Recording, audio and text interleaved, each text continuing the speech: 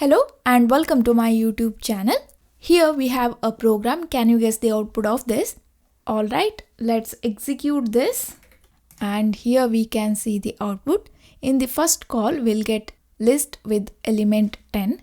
In the second function call, we'll get the list with 2 elements. And in the next function call, we'll get the list with 3 elements. Why we are getting the output like this? That is because here this list1 is a default argument in this function. List1 is created once when the function is defined, not every time it's called. So all calls share the same list. That's why we are getting the output like that. Here I wanted to operate on a new fresh list for each function call, but using mutable default arguments won't work, but we can fix that. For that, we need to take this as none like this.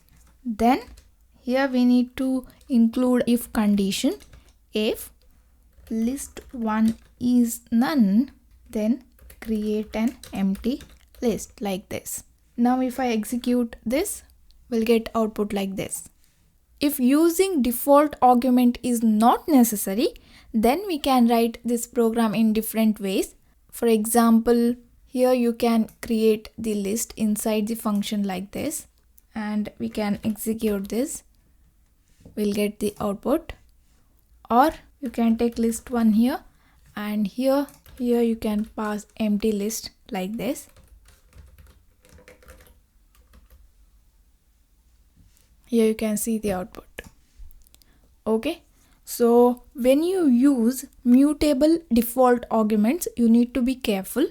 If you are using a list, that list is created only once when the function is defined. So all the function call shares the same list.